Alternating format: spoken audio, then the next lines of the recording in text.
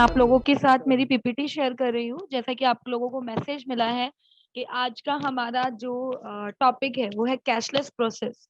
तो सबसे पहले तो कैशलेस प्रोसेस क्या होता है ये जानेंगे, और कब, मतलब इस चीज की रिक्वायरमेंट आपको कब पड़ने वाली है ये जानेंगे सीखने से पहले। तो स्टार्टिंग में मुझे आप ये बताइए, आप सभी, कि यहाँ आप पे में से कौन कौन से लोग ऐसे हैं जिन्होंने कैशलेस प्रोसेस की ट्रेनिंग पहले भी ली है, ले चुके हैं। जो आप में से ऐसा कोई भी नहीं है जिन्होंने पहले कैशलेस प्रोसेस की ट्रेनिंग ली है? सुखदास जी, दिलीप साहू जी, भगवान दास जी, कैलाश मेहता जी। ओके, दिलीप साहू जी ने ली है। ओके, तो फिर आपको थोड़ी बहुत नॉलेज होगी, और जो रेस्ट रह जाएगा वो आज आप पता कर लेंगे। पीपीटी शेयर कर रही हूँ, प्लीज लेट मी नो कि शो हो रहा है या नहीं शो हो रहा है, जैसा भी है। ओके, तो मैंने यहाँ पे पीपीटी शेयर कर दी है। I hope it is visible. तो इज इट विजिबल और नॉट? चलिए, तो कैशलेस क्लेम प्रोसेस, कैशलेस, ये बता दूं पहले होता क्या है। अ, दो तरीके के हॉस्पिटलाइजेशन होते हैं। ओके, एक होता है हमारा नेटवर्क हॉस्पिटलाइजेशन, दूसरा होता है हमारा non network hospitalisation. Network hospitalisation mean जो हमारे पैनल के नेटवर्क हॉस्पिटल्स है ना, Star Health and Allied Insurance की एक पूरी लिस्ट है। लिस्ट में पैन इंडिया के हॉस्पिटल्स है। पैन इंडिया यानी कश्मीर से कन्याकुमारी तक जितने भी हमारे हॉस्पिटल्स हमारे नेटवर्क में, हमारी लिस्टिंग में आते हैं, हमारे पैनल्स में आते हैं, उसको नेटवर्क हॉस्पिटल बोला जाता है। ठीक है, तो नेटवर्क हॉस्पिटल में अगर कस्टमर जाता है, एडमिट होता है, तो वहां पे जो हेल्थ इंश्योरेंस काम करता है, जैसे क्लेम पास होता है, उसको कैशलेस प्रोसेस बोला जाता है।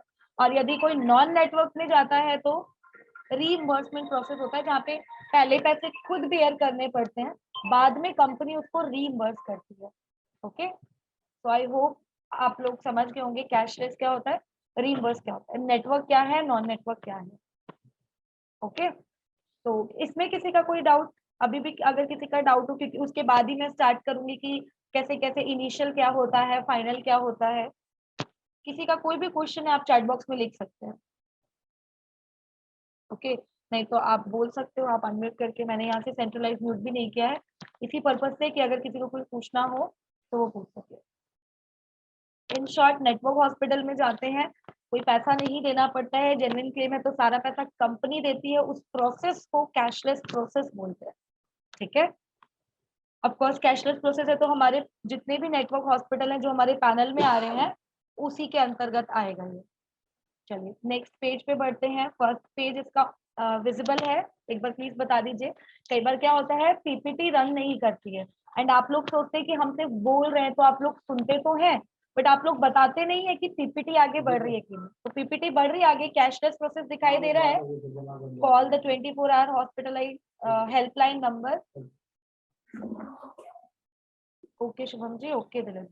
सबसे पहले क्या होता है, प्रोसेस स्टार्ट कब होगा? जब कस्टमर को क्लेम की जरूरत पड़ेगी। क्लेम की जरूरत कब पड़ेगी?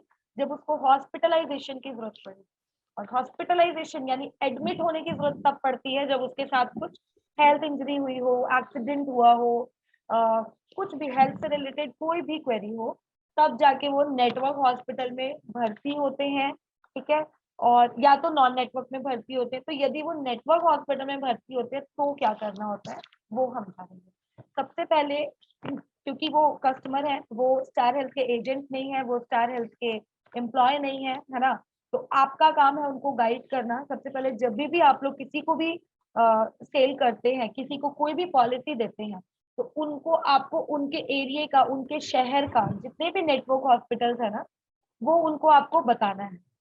नॉन नेटवर्क में भी जाने में भी कोई हर्ज नहीं है, पैसा तो वहां का भी रीइंबर्स हो जाएगा, बट आपको खुद से बताना है कि हाँ, फॉर एग्जांपल मैं भी दिल्ली से हूँ, अगर मैं दिल्ली में किसी को सेल आउट करती हूँ, कोई भी मान लीजिए कॉम्प्रिहेंसिव प्लान, तो मैं बताऊंगी कि सर ये जो हॉस्पिटल्स हैं वो हमारे पैनल में है, वो हमारे से कनेक्टेड है, और यहाँ पर जाने से सारा पैसा कैशलेस हो जाएगा, जेब से कोई पैसा नहीं लगेगा, पॉकेट से कोई पैसा नहीं लगेगा। ये चीज आपको कस्टमर को बतानी है, ये आपका पहला रोल है पॉलिसी देते टाइम। अगर कभी कभार पॉलिसी देते टाइम नहीं भी बता पाए, तो on the time of the hospitalisation आपको बताना है। हो सकता है ना कि कुछ दिक्कतें फेस कर रहे हो हमारे कस्टमर, और हॉस्पिटल में एडमिट होने से पहले आपसे पूछे ऑन कॉल, क्योंकि आप उनके एजेंट हैं, कि सर कौन कौन से हॉस्पिटल हमारे नेटवर्क में है, एक बार जरा गाइड कर दीजिए, देन आप उनको गाइड कर सकते हैं अगर आपने पॉलिसी देते टाइम गाइड नहीं किया है तो।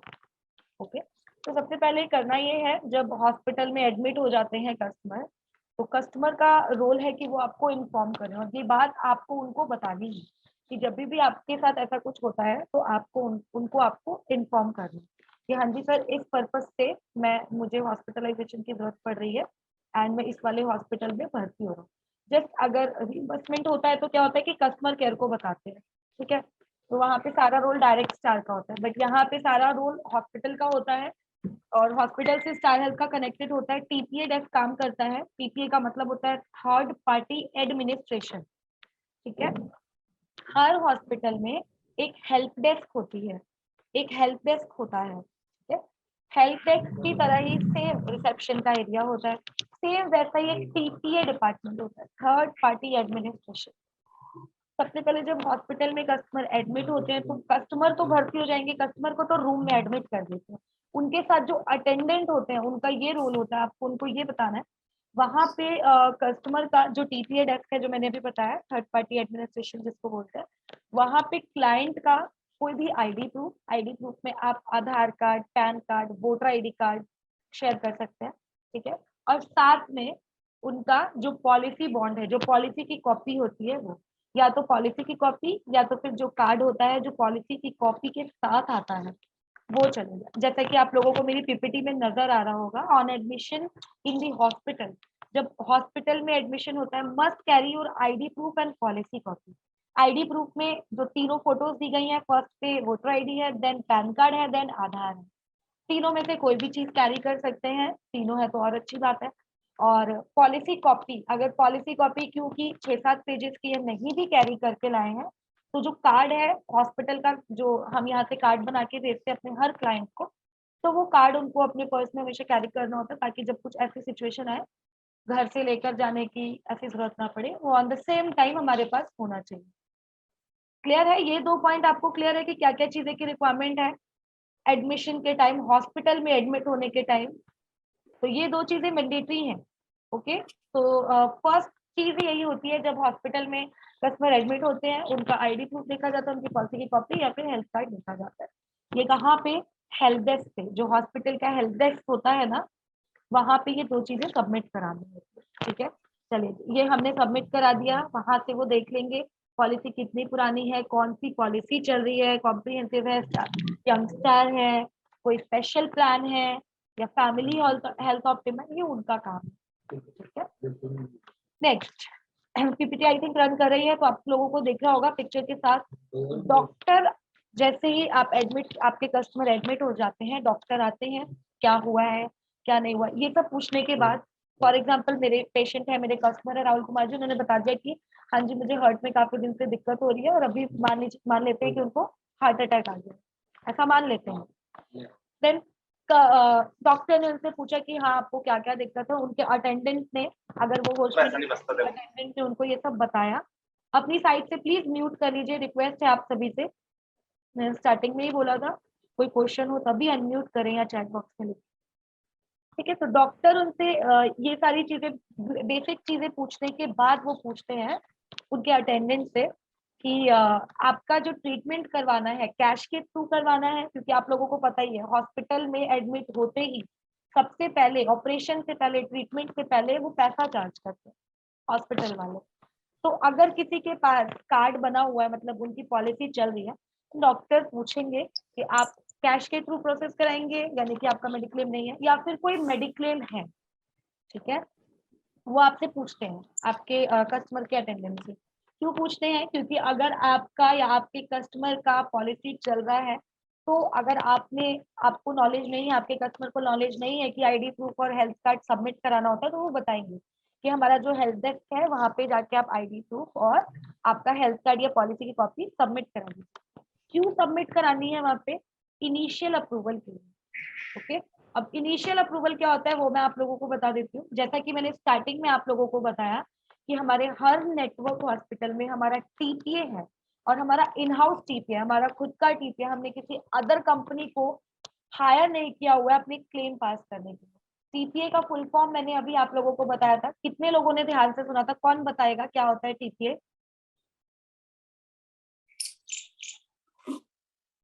Third party administration. Very well done Singh. Third party administration. तो हमारे हर नेटवर्क हॉस्पिटल में हमारा थर्ड पार्टी एडमिनिस्ट्रेशन डेस्क होता है। डॉक्टर क्या करते हैं? डॉक्टर पेशेंट को चेक करते हैं स्टार्टिंग में कि क्या है क्या नहीं, कौन सी बीमारी है कौन सी नहीं। देन उसके बाद वो एनालिसिस करने के बाद एक एस्टिमेट बनाते हैं। एस्टिमेट किस चीज का? एक्सपेंसेस का, कि कितना खर्चा लगा। बेस्ट है अपने साइड से म्यूट कर ले, मैं बार बार, अदरवाइज मुझे सेंट्रलाइज म्यूट करना पड़ेगा। ओके, तो डॉक्टर एनालिसिस करते हैं कि पेशेंट की क्या दिक्कत है क्या नहीं, और उसके बाद वो एक एस्टिमेट बना के भेजते हैं।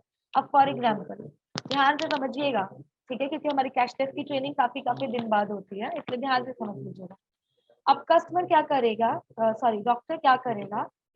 एस्टिमेट, यानी कि फॉर एग्जांपल मैंने स्टार्टिंग में एग्जांपल दिया था कि हार्ट अटैक आ गया, हार्ट की दिक्कत है, स्टंटिंग होनी है। तो जो हॉस्पिटल के डॉक्टर है वो उनकी ट्रीटमेंट एनालिसिस करने के बाद वो बताएंगे कि 3 लाख का या 4 लाख का खर्चा आ जाएगा, ठीक है। अब वो आईडी प्रूफ और हमारा हेल्थ कार्ड जमा हो चुका है। उसके बाद डॉक्टर पूरा एस्टिमेट बना के भेजते हैं कि हार्ट की दिक्कत है, हार्ट अटैक आया है, इसमें 2 स्टंट डलेंगे या एक स्टंट डलेगा, 3 लाख का खर्चा आएगा, 3,75,000 का या 4 लाख का खर्चा आएगा। वो एक एस्टिमेट बना के टीपीए को देंगे, थर्ड पार्टी एडमिनिस्ट्रेशन को। और हमारा जो टीपीए डेस्क है, जो थर्ड पार्टी एडमिनिस्ट्रेशन डेस्क है, वो स्टार हेल्थ में, यानी कि हमारा जो हेड ब्रांच है वहां पे वो उसको भेजेंगे टीपीए डेस्क वाले इनिशियल अप्रूवल के लिए। 4 लाख का एस्टिमेट बना के भेजा। अब वहां से कितने का अप्रूवल आएगा उसके बारे में मैं आपको बता दूं। जब एस्टिमेट डॉक्टर ने भेज दिया तो टीपीए डेस्क के पास स्टार हेल्थ से अप्रूवल आता है, उसको इनिशियल अप्रूवल बोलते हैं। ये मैं डे 1 की बात बता रही हूँ, जब हमारे कस्टमर वहां पे एडमिट हुए एज अ पेशेंट, ठीक है। तो वहां पे जो भी उनका टीपीए डेस्क वालों का एक छोटा सा फॉर्म होता है, फॉर्म वर्क फिल करते हैं, पॉलिसी नंबर वगैरह भेजते हैं, और एक एस्टिमेट जो डॉक्टर बना के भेजता है उसके साथ वो स्टार हेल्थ में मेल कर देते हैं। वहां से वापसी मेल आती है, क्योंकि डॉक्टर ने लिखकर भेजा है कि 4 लाख का खर्चा आएगा, तो वहां से रिटर्न में मेल आती है। वो पूरे 4 लाख रुपए का अप्रूवल नहीं देंगे, क्योंकि जो इनिशियल अप्रूवल होता है वो 40,000 रुपए का भी हो सकता है और 4,000 रुपए का भी हो सकता है। आपका ये रोल है कि आपको कस्टमर को स्टार्टिंग में ही अवेयर करना है कि इस चीज से घबराए ना। फॉर एग्जाम्पल 4 लाख का खर्चा आना है, डॉक्टर ने एस्टिमेट बना के भेजा, बट जो इनिशियल अप्रूवल है वो आ गया 40,000। इसका मतलब ये बिल्कुल भी नहीं है कि कंपनी सिर्फ और सिर्फ 40,000 का खर्चा देगी, बाकी 3,60,000 कस्टमर देगा, ऐसा बिल्कुल भी नहीं। ये इनिशियल अप्रूवल है, तो ऑफकोर्स इनिशियल अप्रूवल एक सर्टेन अमाउंट का आता है, एक छोटे अमाउंट का आता है। और ऐसा भी हो सकता है कि वो पूरे 4 लाख का अप्रूवल दे दे, डिपेंड करता है कंपनी पे, ठीक है। इसकी जो टाइमिंग होती है, जब सारा प्रोसीजर एक जो प्री ऑथराइजेशन फॉर्म होता है जिसमें पॉलिसी नंबर वगैरह भर के एस्टिमेट के साथ भेजा जाता है, तो उससे भेजने मेल जाने के बाद 2 घंटे का समय इनिशियल अप्रूवल में लगता है। यानी कि अगर हॉस्पिटल के टीपीए डेस्क से स्टार हेल्थ की फाइनल हेड ब्रांच में 12 बजे मेल गई है, तो चांसेस हैं कि 2 बजे से पहले वहां से इनिशियल अप्रूवल आ जाएगा। क्लियर है? आई गेस यहाँ तक आपको क्लियर होगा, ठीक है। कभी कभी क्या होता है, 2 घंटे मैंने आपको मैक्सिमम बताए, हार्डली 10 मिनट, 15 मिनट, 30 मिनट्स में अप्रूवल आ जाता है। बहुत ही रेयर सिनेरियोज ऐसे होते हैं कि पूरा 2 घंटे कंपनी ले ले, ठीक है। हार्डली 45 मिनट, 30 मिनट, 15 मिनट में भी अप्रूवल आ जाता है। तो आप लेके चल सकते हैं कि 2 घंटे का टाइम लगता है इनिशियल अप्रूवल में। यहाँ तक क्लियर है? डे 1 का था ये, जब हॉस्पिटल में हमारे customer as a patient admit हुए, ठीक है। अच्छा मैम, यहाँ एक क्वेश्चन था मेरा। सिंह जी, तो जैसे मान ला वो इनिशियल नहीं आता है, तो फिर इलाज तो शुरू हो जाएगा ना? बिल्कुल यही बताने वाली थी। जैसे ही अप्रूवल आ गया सिंह जी, इलाज उनका शुरू हो जाएगा। और ऐसा भी नहीं है, अप्रूवल आने से पहले, अप्रूवल आने से पहले भी सर, डॉक्टर्स ऐसे नहीं है कि अप्रूवल नहीं आ रहा है तो बंदे का खून बह रहा है तो बहने दे रहे हैं, ऐसा नहीं है। अच्छा। डॉक्टर्स जो होते हैं वो पेशेंट को एक स्टेबल कंडीशन में लाने के बाद ही कुछ कहते हैं, कुछ करते हैं। ऐसा नहीं है कि किसी का एक्सीडेंट हुआ है, वो एक्सीडेंट में मतलब जाके भर्ती हो गए तो हम 2 घंटे का वेट करेंगे कि जब तक अप्रूवल नहीं आएगा उसको रुई तक न लगाएं। ऐसा बिल्कुल नहीं होता है। हाँ, नहीं, जैसे किसी को अटैक आ गया बिल्कुल, तो ट्रीटमेंट तो देन एंड देयर शुरू हो जाएगी ना। ट्रीटमेंट स्टार्ट हो जाएगा, बिल्कुल स्टार्ट हो जाएगा। मैंने आपको बताया ना, जब कस्टमर एडमिट होते हैं, थोड़ा बहुत प्रोसीजर करने के बाद, कस्टमर को स्टेबल करने के बाद, डॉक्टर पूछता है कि ये सारा ट्रीटमेंट आपने कैश करवाना है या फिर आपका मेडिक्लेम है। ठीक है सिंह जी। जी। कस्टमर हमारे कस्टमर है, कस्टमर ने बोला नहीं जी मेरा मेडिक्लेम है, दिस इज माई, कस्टमर ने नहीं, ऑफकोर्स कस्टमर ने, उसका अटेंडेंट बोलता है, जो वाइफ हो गई, उनका बेटा हो गया, या वाइफ एडमिट है तो हस्बैंड है, कोई भी, उसको अटेंडेंट बोलते। तो अटेंडेंट बोलेंगे कि नहीं हम लोगों का हेल्थ इंश्योरेंस चल रहा है, ये जो एडमिट है इनका ये आधार कार्ड है और ये पॉलिसी का बॉन्ड है, जो पॉलिसी की कॉपी है या हेल्थ कार्ड, टीसीए डेस्क पे जमा किया, 15 से 20 मिनट में अप्रूवल आ जाता है। ओके, तो एस्टिमेट आ जाता है, अप्रूवल आ जाता है, ट्रीटमेंट स्टार्ट हो जाता है। ठीक है, अगर 4 लाख का काम है, 4 लाख का एस्टिमेट डॉक्टर ने बना के भेजा, इनिशियल अप्रूवल 40,000 का भी आया तो भी चलेगा, कोई दिक्कत नहीं है। जो डॉक्टर है वो उस ट्रीटमेंट को नहीं रोकेंगे, वो ये नहीं बोलेंगे कि 40,000 ही मिलेंगे तो मैं 40,000 का काम करूंगा, वो अपना पूरा ट्रीटमेंट करेंगे। एंड फाइनल डे का वेट होता है फाइनल अप्रूवल के लिए, क्योंकि ऑफ कोर्स फाइनल अप्रूवल के लिए कंपनी को भी तो जरूरत होती होगी ना फाइनल बिल्स की। जी।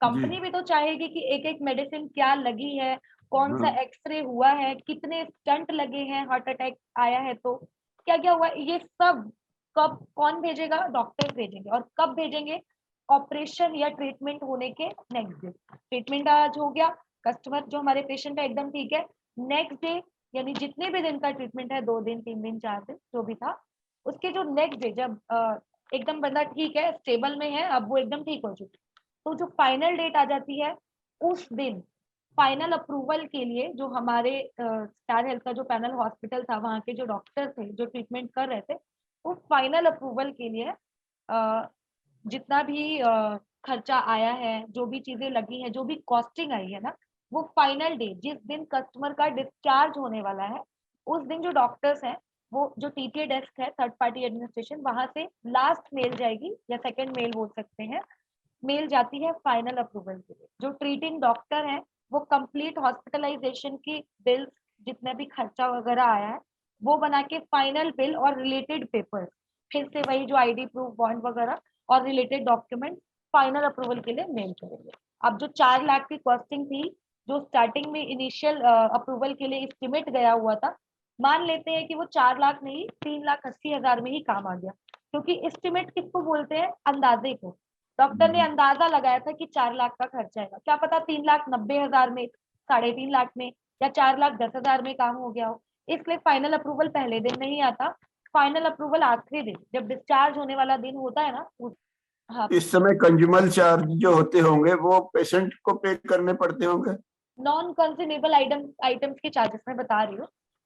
तो वहां से जब फाइनल अप्रूवल आ जाएगा, मान लेते हैं 4 लाख का खर्चा था, 4 लाख का ही उन्होंने अप्रूवल दे दिया है, या 3,80,000 3,90,000 का, जैसा कि आपने बोला Singh ji, non consumable items का खर्चा कंपनी नहीं देगी, जिस प्रोडक्ट में वो नहीं है, मतलब कवरेज नहीं है। बाकी हमारा वुमेन केयर प्लान चल रहा है, उसका क्लेम है तो कंपनी देगी। हमारा स्टार हेल्थ प्रीमियर प्लान चल रहा है, उसका क्लेम है तो पूरा का पूरा पैसा कंपनी देगी, 4 का 4 लाख देगी, 3,92,000 भी नहीं, 3,99,000 भी नहीं, पूरा कैशलेस है। ठीक है। हाँ, अगर हमारा कॉम्प्रिहेंसिव है, यंग स्टार है, फैमिली हेल्थ ऑप्टिमा है, तो इसमें जो 2-4 हजार रुपए का जो नॉन कॉन्ज्यूमेबल आइटम्स होते हैं, syringe, patient food, cotton, gloves, ये छोटे मोटे, इनका कितना हार्डली 3-4 हजार का खर्चा वो कंपनी नहीं देती है, बाकी कंपनी दे देती है। वो मतलब डिस्चार्ज से पहले पेशेंट पे करेंगे। हाँ, पेशेंट पे करेंगे, जितना भी 2-4 हजार का जो खर्चा है वो पेशेंट पे करेंगे। अच्छा, मान लिया पेशेंट को वो घर ले जाना चाहें, बाकी काम उसके अटेंडेंस कर लें, तो पेशेंट को रिलीज कर देते हैं नहीं? पेशेंट पर ये तो हॉस्पिटल पे डिपेंड करता है सिंह जी, क्योंकि कई ऐसी मेजर चीजें हैं जो आप पूछ रहे हैं ना, कि हॉस्पिटल डिस्चार्ज कर रहे हैं कि नहीं, ये स्टार हेल्थ का रोल नहीं, ये हॉस्पिटल का रोल है कि पूरा कंप्लीट होने के बाद ही वो डिस्चार्ज करे या नहीं। वैसे जो मोस्टली 99 केसेस में जब पूरा कंप्लीट प्रोसेस हो जाता है ना, जब वहां से अप्रूवल आ गया और जो 2-4 हजार रुपए का नॉन कंज्यूमेबल आइटम का खर्चा था अटेंडेंट ने दे दिया, तो पेशेंट को डिस्चार्ज कर देते हैं, तब हम घर ले जा सकते हैं। मुझे म्यूट हो गया, आई थिंक कुछ पूछना चाहते हैं आप, चैट बॉक्स में भी लिख सकते हैं। बाकी लोगों का भी कोई क्वेश्चन हो तो आप लोग लिख सकते हैं। हाँ, तो मैं ये बोल रही थी फाइनल अप्रूवल पे फाइनल डे का जितना भी उन्होंने डिस्चार्ज होने वाला जो दिन आ गया, 2 दिन बाद 3 दिन बाद फाइनल अप्रूवल भी आ गया और 4 लाख का खर्चा था। कंपनी ने 3,95,000 3,96,000 पास कर दिया और बाकी जो 2-4 हजार नॉन कंज्यूमेबल था वो बता दिया कि ये नॉन कंज्यूमेबल आइटम है और ये पेबल नहीं है। ठीक है, अप्रूवल आ जाएगा, कस्टमर डिस्चार्ज हो जाएंगे, आप उनको ले जा सकते हैं, कोई इश्यू नहीं। ये तो मतलब एजेंट को उनके अटेंडेंस को पहले से बताना होगा ना, बिल्कुल बिल्कुल, मरीज ये जब भर्ती ट्रेनिंग हो रहा होगा कि आप एग्जैक्टली कुछ अमाउंट अपने पास रख लो। हाँ बिल्कुल बताना है कि 2-4 हजार को अपने पास रख लीजिए। हाँ हाँ, अपने पास लेकिन कुछ सिंह जी ये भी अमाउंट रख देखिए, लीजिए इस बेसिस। हाँ ये भी देखिए ना, 4 लाख जैसी बड़ी रकम में अगर 4 हजार मुझे देना भी पड़ रहा है तो it's not a huge amount, है ना, कोई बड़ा हाँ नहीं, अमाउंट नहीं है। देना पड़ना तो, हाँ नहीं सर वो तो ठीक है, जी लेकिन पेशेंट को तो अवेयर करना पड़ेगा ना, कुछ एग्जैक्टली, अमाउंट अपने पास आप रख लें। यू आर वेरी राइट, बिल्कुल। स्टार्टिंग में ही मैंने आपको स्टार्टिंग में ही बताया था जब आपने ज्वाइन किया था कि जब हम पॉलिसी सेल करते हैं तभी हमको अपने नेटवर्क हॉस्पिटल के बारे में और क्लेम कैसे लेना है ये बताना है। इसीलिए मैं आज आप लोगों की ट्रेनिंग ले रही हूँ ताकि आप जब कस्टमर के पास जाओ उसको पूरी नॉलेज देकर आओ, खाली प्रोडक्ट की नॉलेज नहीं कि ये प्रोडक्ट है ये ले लो। वो पूछे, हर कोई तब पॉलिसी क्यों लेता है? क्लेम के लिए ना, कि मेरे साथ ऐसी कोई अवस्था आए तो मुझे मदद मिले। तो मदद कैसे मिलेगी? एजेंट के थ्रू। अब agent on the same time अगर वहां अवेलेबल नहीं रहा तो ये सारी चीजें आप उनको पहले बता के उनको गाइड कर सकते हो। और अगर 1% को आपने गाइड नहीं भी किया तो सेम डे आप उनको ये सब बता सकते हो कि मान लीजिए कि हॉस्पिटल में भर्ती होने जैसे वो आपसे पूछेंगे ना सर क्या करना है, तो आप उनको बता दो कि बस अपना आईडी प्रूफ ले जाइएगा और साथ में पॉलिसी की कॉपी ले जाइएगा। जैसा फिर हो, अगर कोई दिक्कत आती है तो मुझे कॉल करिएगा। आपका एक और मेजर मेजर रोल है, आप सभी एजेंट को बोल रहे हो, किसी को भी एडमिट होते ही, जैसे कि कस्टमर आपका एडमिट हुआ, आपका बहुत ज्यादा भाईचारा है उससे और आप हॉस्पिटल में पहुंच गए, तो ऐसा नहीं करना है। डे 1 वाले दिन तो बिल्कुल हॉस्पिटल में नहीं पहुंचना है, ट्रीटमेंट के दौरान भी हॉस्पिटल में नहीं पहुंचना है, वरना जो थोड़ी सी भारी सिचुएशन हो जाती है। क्योंकि अगर कहीं पे भी कुछ प्लस माइनस होता है ना, तो सारा का सारा जो मतलब एक तरीके का होता है ना कि हम सारा उसके ऊपर डाल देते हैं अपनी बात की, हाँ जी ये एजेंट है इन्होंने ऐसे किया। तो फर्स्ट डे वहां पे कभी भी या ट्रीटमेंट के दौरान वहां पे कभी भी नहीं, ऑन कॉल आपको गाइड करना है। और हमेशा मान लीजिए पॉलिसी में 4 लोग हैं, 3 लोग हैं, एक जना भर्ती हुआ है, तो जो पॉलिसी में इंश्योर्ड पर्सन है ना, जो मेजर आदमी है, उसी से आपको बात करनी है। ऐसे नहीं कि सारे के सारे रिश्तेदार मिलके कॉल कर रहे हैं आप लोगों को और आप सभी को एंटरटेन कर रहे हैं, सभी को एंटरटेन नहीं करना है कॉल पे। जो मेन आदमी है, जो मेन बंदा है, बोल दो कि देखो सर एडमिट हुए हैं, मैं आपकी प्रॉब्लम समझता हूँ, पॉलिसी मिली है, नेटवर्क हॉस्पिटल में गए हो, आराम से पैसे मिलेंगे, टेंशन मत लो। सिर्फ और सिर्फ मैं आपसे यही रिक्वेस्ट करूंगा, आप ही मेरे से बात करो, आपको ही मैं ऑन कॉल एंटरटेन करूंगा, हर किसी से मेरा नंबर हर किसी को मत दो, हर किसी को कॉल नहीं करो। तो डे 1 आपको नहीं जाना है, ये याद है। अब फाइनल डे जिस दिन डिस्चार्ज होने वाला है उस दिन अगर ऑलमोस्ट सब कुछ ठीक है, क्योंकि कैशलेस प्रोसेस इतना हार्ड नहीं होता है, जेन्युइन क्लेम में 100% पैसा मिलता है। ठीक है, फाइनल डे वाले दिन अगर आप जाना चाहें आप जा सकते हैं। क्यों जाना चाहें आप, इसका भी रीजन बता दूं। आपको इसलिए जाने को कह रही हूँ मैं, क्योंकि आप वहां पे जाएंगे, कस्टमर का अप्रूवल आया है, कस्टमर ने आपके थ्रू पॉलिसी ली थी, तो आपका प्रमोशन होगा। आप वहां पे जाके कुछ लोगों से मिलके आ भी सकते हैं। फॉर एग्जाम्पल डिस्चार्ज होने वाला है आज कस्टमर का शाम को 4 बजे, आप और 12 बजे उनकी मेल चली गई है, तो जो फाइनल अप्रूवल है वो 4 घंटे में आएगा, 4 बजे तक अप्रूवल आ जाएगा, कस्टमर को 4 बजे डिस्चार्ज कर देगा। तो आप 4 बजे 3:30 बजे के करीब उनके पास उनसे मिलने भी जा सकते हैं और 2-4 लोगों में अपना प्रमोशन भी कर सकते हैं कि हाँ जी ये पॉलिसी इनको मैंने दिलाई थी और कॉम्प्रिहेंसिव हेल्थ इंश्योरेंस है, मेरे थ्रू इन्होंने ये पॉलिसी ली थी, ये रहा मेरा कार्ड, और आप मुझसे कांटेक्ट कर सकते हैं। मतलब जितने भी वहां पे लोग हैं, कोई अगर आपको किसी से जान पहचान बढ़ानी है, इससे क्या होगा कि आपका जो बंदा था, आपका जो क्लाइंट था वो एडमिट हुआ है, उसको पूरा पैसा मिला है, तो सामने वाला देखेगा जिसकी पॉलिसी नहीं है ना, खुद से पॉकेट से भी तो पैसा देना पड़ता है ना, तो वो देखेगा कि हाँ भाई इनके थ्रू दिलवाई हुई पॉलिसी है, सारा पैसा भी मिला है, तो मैं भी फिर सामने वाला भी इस चीज में इंटरेस्ट लेगा। तो इन शॉर्ट में ये कहना चाहूंगी, डे 1 और ट्रीटमेंट के दौरान सिर्फ ऑन कॉल एंटरटेन करना है। Final day of the discharge, जो डिस्चार्ज वाला दिन है, उस दिन यदि आप जाना चाहें तो आप जा सकते हैं। योगेंद्र वर्मा सर हमारे साथ जुड़ चुके हैं। Sir please. हाँ, सॉरी शिवांगी, एक बार बीच में इंटरवीन करूंगा। जो ये करेक्शंस है ना, ये आप सभी के लिए जरूरी है। आप लोग मेरी आवाज सुन पा रहे हैं? वॉइस आ रही है मेरी सभी को? Okay, perfect. आ रही है सर। जी, जैसे जैसे अभी शिवांगी ने आपको बताया ना, फर्स्ट डे वाला और फोर्थ डे, जिस दिन लास्ट डे है डिस्चार्ज वाला, यहाँ पर थोड़ा सा चेंज है। जो फर्स्ट डे में है, आपको कभी भी नहीं जाना है, that is very very clear. आपको मिलने कब जाना है कस्टमर के पास? जब उसका इनिशियल अप्रूवल आ जाए। इनिशियल अप्रूवल का मतलब कंपनी ने उस क्लेम को इनिशियल अप्रूवल दे दिया है, क्लेम ओके है, और जिस दिन डिस्चार्ज होगा उस दिन मिल जाएगा, तो आपको कोई दिक्कत नहीं है। अब वो कितने दिन हॉस्पिटल में रहने वाला है, 2 दिन, 4 दिन, 10 दिन, 15 दिन, तो जो भी अटेंडेंट है उससे आप कम्युनिकेशन कीजिए, पूछिए कि अभी कितने दिन डॉक्टर ने बोला है कि फर्दर ट्रीटमेंट अभी क्या होना है, अभी कितने दिन हॉस्पिटल में ये पर्सन को बोला है रखने के लिए। तो जनरली डॉक्टर बता देते हैं अटेंडेंट को कि अभी तो ट्रीटमेंट करेंगे, अभी कुछ टेस्ट चलेंगे, फर्दर सर्जरी होना है, तो 3-4 दिन मिनिमम लगेगा। तो जो 3-4 दिन का बीच का समय है ना, इस टाइम में एजेंट को कभी भी मिलने वाले टाइम पे जाना है। कब जाना है? जब मिलने का समय होता है। हॉस्पिटल में मिलने के लिए अलाउड होते हैं 2 बजे या शाम को 4 बजे या शाम को 6 बजे। कोई एक टाइम अटेंडेंट से पूछ लीजिए। कोशिश कीजिए वो जो दिन हो ना, वो शनिवार इतवार वाला दिन हो, जिस दिन ज्यादातर लोग मिलने आते हैं। आपने पहले दिन नहीं जाना और आपने आखिरी वाले दिन भी नहीं जाना, जिस दिन डिस्चार्ज होना है। क्यों बताऊंगा, उसका रीजन भी दूंगा। अगर आप पहले दिन चले गए तो जो अटेंडेंट है या जो उसके फैमिली मेंबर है, वो आपको तब तक बैठा के रखेंगे जब तक इनिशियल अप्रूवल नहीं आता। अगर कोई बड़ा क्लेम है तो इनिशियल अप्रूवल आने में समय लग सकता है। कोई मैनिपुलेटेड क्लेम है, manipulated in the sense customer ने हाइड किया हुआ क्लेम है, आपको पॉलिसी लेते वक्त नहीं बताया, लेकिन आज उसको हार्ट का क्लेम आ गया, किडनी का क्लेम आ गया, लीवर का क्लेम आ गया, आपको नहीं पता, और उसमें क्वेरी लग गई, उसमें पूछा गया कि पहले आप कब से दवाई ले रहे हो, कितने टाइम से दवाई ले रहे हो, उसके डॉक्यूमेंट शेयर करो, क्योंकि हार्ट की किडनी की प्रॉब्लम एकदम किसी को नहीं होती है। तो उस केस में जो 2 घंटे में इनिशियल अप्रूवल आना होता है, उसमें हो सकता है 3 से 4 घंटे भी लग जाए। जब तक क्वेरी का रिप्लाई सही से नहीं जाएगा, अप्रूवल नहीं आएगा। तो अगर आप वहीं उसके पास सिंपैथी दिखाने के लिए पहले दिन पहुंच गए तो गड़बड़ हो जाएगी, वो आपको बैठा के रखेगा और आप निकल नहीं पाएंगे। और दूसरा, जिस दिन डिस्चार्ज होना है, जो 4 घंटे का समय होता है, 12 बजे फाइल गई, 4 बजे तक अप्रूवल नॉर्मली आ जाएगा।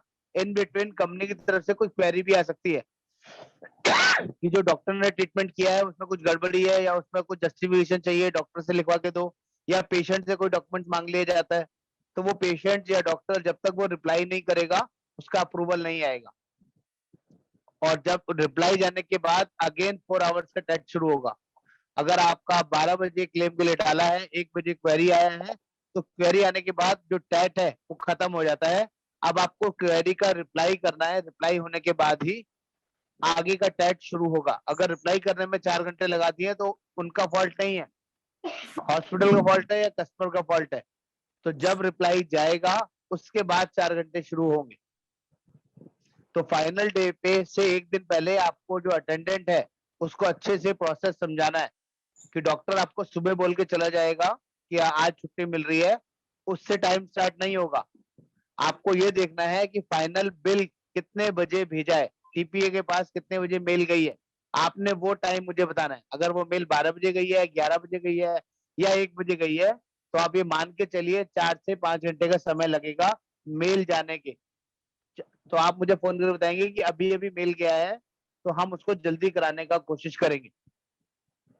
नहीं तो 8 बजे से ही लोग फोन करने शुरू कर देंगे आपको क्लेम के लिए, उसमें फिर परेशानी आप लोगों के लिए बढ़ जाएगी। मेरी बात आप लोगों को समझ में आ रही है कि नहीं? हेलो, यस और नो? सर आपको मतलब उसमें किस टाइम आपको कॉल करके बताना होता है?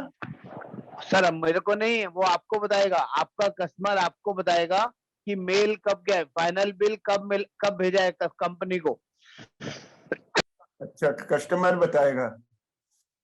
फिर उसके बाद हम आपको रिप्लाई करेंगे। तो आप मुझे कॉल कर देंगे तो मैं उसको जल्दी प्रोसेस करवा दूंगा। ठीक है?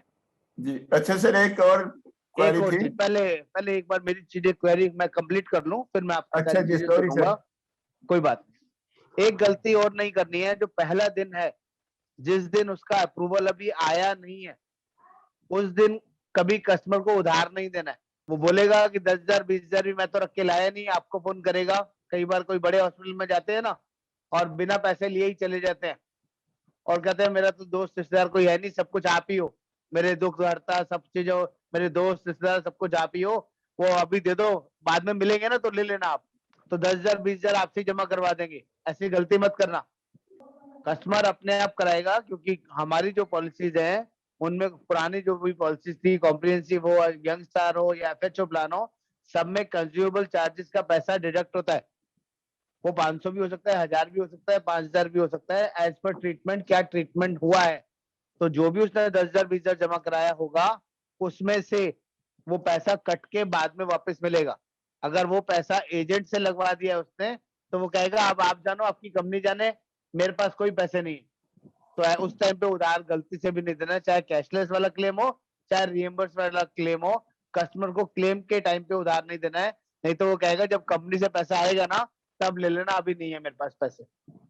ये वो नहीं देखेगा कि आपने उसको कितनी इमरजेंसी में हेल्प किया था या नहीं किया था।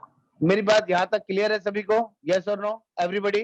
जी सर, मतलब इसमें ऐसा था कि जैसे मान लिया मरीज हॉस्पिटलाइज हो गए तो उन्हें उसी समय कुछ कैश अमाउंट जमा करना पड़ेगा, कैशलेस में भी? हाँ सर, हाँ सर, हाँ सर, क्योंकि जो हॉस्पिटल की पॉलिसी है उसमें ये पॉलिसी होती है बड़े हॉस्पिटल्स में खासकर, कि एडमिट होने के बाद उसका इमीडिएट प्रोसेस स्टार्ट हो जाएगा। अगर जीने मरने का कोई सवाल है तो वो अप्रूवल का वेट नहीं करेंगे, पहले उसको इमीडिएटली फर्स्ट एड करेंगे। वो पैसा जो पेशेंट जमा करेंगे तो वो फिर रिइंबर्समेंट होगा या कैसे होगा उसका?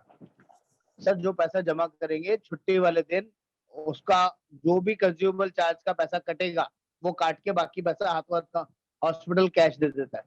हॉस्पिटल ही दे देंगे? हाँ, हॉस्पिटल में जमा होता है तो हॉस्पिटल ही कैश दे देता है, अच्छा वापस कर देता है। अच्छा सर, जैसे कोई मान लिया जैसे यहाँ रुड़की में रहता है, वो इलाज के लिए दिल्ली ले गया मरीज को, जी, तो उसमें कोई दिक्कत तो नहीं आएगी? कोई दिक्कत नहीं आएगी सर, कहीं भी करा सकते हैं आप, कलकत्ता भी ले जा सकते हैं, कहीं भी ले जा सकते हैं, ऑल ओवर इंडिया।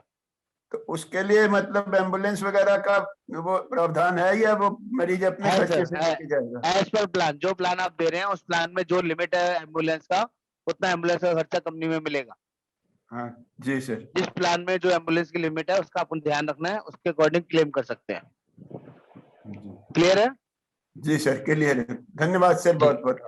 कोई बात नहीं सर। बाकी लोगों से भी जानना चाहूंगा, किसी को डाउट हुआ क्या? कोई कैशलेस प्रोसेस में कोई बहुत टिपिकल है, बहुत मुश्किल है, कहीं कोई दिक्कत आएगा, कुछ ऐसा लग रहा है क्या किसी को? एनीबॉडी? देखना किसी का कोई मैसेज वगैरह, कोई चैट बॉक्स, कोई पूछना चाहे, कोई चीज ऐसी है जो नहीं समझ में आ रही है या रिप्लाई करना चाहे, अनम्यूट करके बता सकते हैं। क्लियर है? Yes sir. आपको ना घबराना नहीं है क्लेम आने में, बस एक चीज का ध्यान रखना है, आपको फर्म रहना है जैसे आप नॉर्मल रहते हैं। जी, तो जितना आप कंफर्टेबली उसके आंसर करेंगे, उसको कॉन्फिडेंस देंगे ना, उतना वो आपसे तसल्ली रखेगा चीजों को लेके। ठीक है? हाँ शिवांगी, प्लीज कंटिन्यू। तो जैसा कि सर ने बताया 4-4 घंटे का टाइमिंग होता है फाइनल अप्रूवल वाले दिन, और इनिशियल अप्रूवल वाले दिन 2 घंटे का। और कौन कौन सी चीजें नहीं करनी है वो भी उन्होंने गाइड कर दी आप लोगों को, जो कि उधार नहीं देना है और पहले दिन मिलने नहीं जाना है। मिलने जाना है सिर्फ उस टाइम पे जो जो बीच वाले जो दिन होते हैं ना, फाइनल डे पे भी जाएंगे और कुछ क्वेरी आ गई जैसा कि सर ने बताया तो फिर प्रॉब्लम आ सकती है। तो हमें जो बीच वाले दिन है जब वो भरती है उन दिनों में जाना है, और उसमें भी सैटरडे संडे जो छुट्टी वाला दिन है जहाँ पे आप अपना प्रमोशन भी कर सको।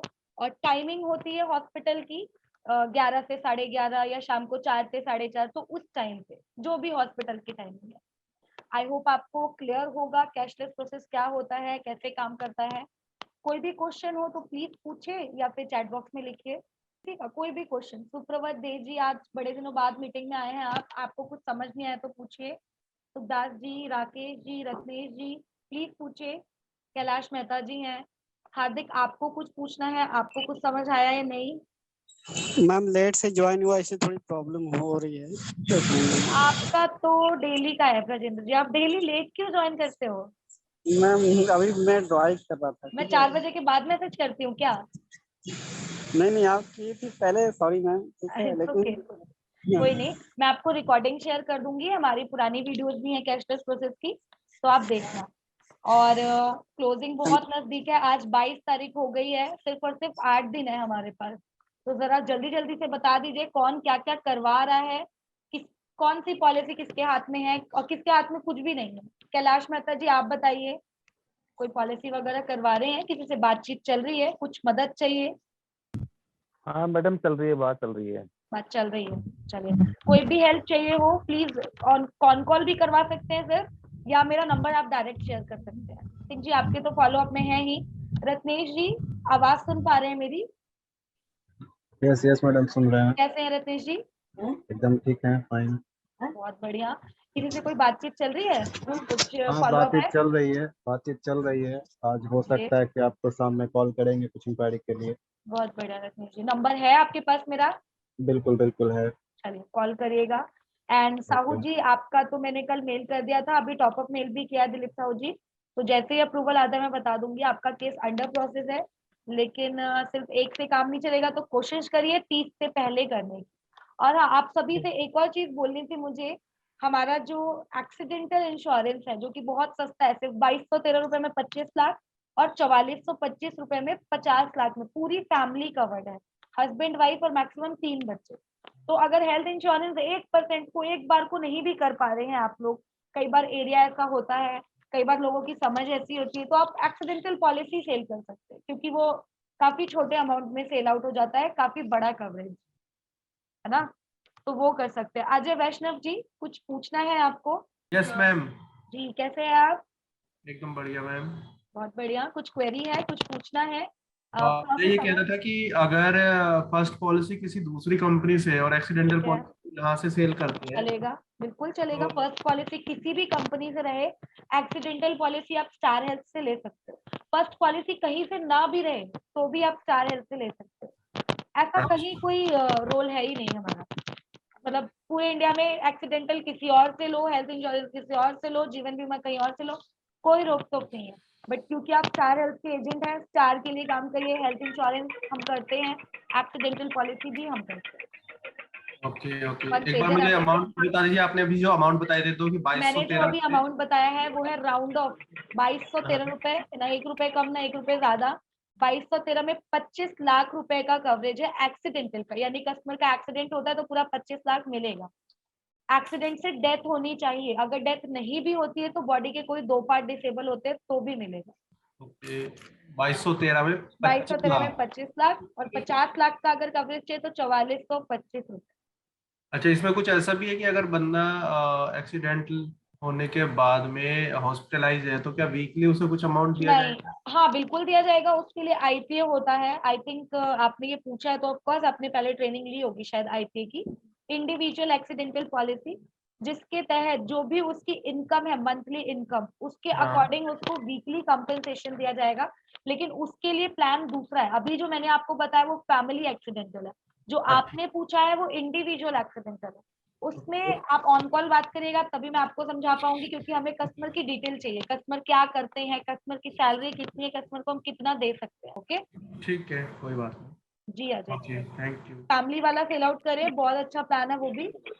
और आईपीए तो हम डिस्कस कर ही लेंगे अभी ऑन कॉल, अभी मैं कॉल करती हूँ आपको थोड़ी देर में। बाकी बॉबी जी आपको कुछ पूछना है? गौरप्पा भाले जी सब कुछ समझ आया या कुछ पूछना है? क्योंकि जब आप पॉलिसी फेल कर दोगे ना तो क्लेम फेस करना पड़ेगा, हो सकता है। हेलो शिवानी, जी सुखदास जी, अच्छा मुझे पूछना था, रिएम्बर्समेंट जो रहता है वो क्लेम कितने दिन में सेटल होता है? हार्डली 10 से 15 दिन में रीइंबर्समेंट का क्लेम पास हो जाता है सुखदास जी। ठीक है, कुछ क्वेरी है तो फिर उसके लिए टाइम लगता है? हाँ एग्जैक्टली, जैसे यहाँ कैशलेस में क्वेरी आती है तो लगते ना 4 घंटे, वैसे ही अगर हमने रीइंबर्समेंट का क्लेम जमा कर दिया है, क्वेरी आई है, तो जितने दिन में आप क्वेरी का रिप्लाई करोगे फिर उससे 3-4 दिन एक्स्ट्रा लेके चलिए, क्योंकि प्रोसेस हो रहा है तभी तो क्वेरी आई है ना। क्वेरी तभी आती है जब प्रोसेस होता है, प्रोसेस नहीं होता, क्लेम रखा धरा रहता, तो वहां से कोई क्वेरी नहीं है। क्वेरी का जितने दिन में रिप्लाई कर देंगे, जितना जल्दी करेंगे उतना जल्दी होगा। और जो मैंने अभी अभी एक छोटी सी रिक्वेस्ट की है, आईपीए की फैमिली एक्सीडेंटल पॉलिसी या इंडिविजुअल एक्सीडेंटल पॉलिसी प्लीज करवाइए, आप लोगों का भी फायदा है, हमारा भी, क्योंकि उसमें क्लेम बहुत कम आता है, तो थोड़ा सा उधर ध्यान दीजिए। एंड बाकी फिर नेक्स्ट सेशन में मिलते हैं, ठीक है? चलिए, तो आज के लिए इतना ही। आज के लिए आप सभी को मेरा नमस्कार, बाय बाय।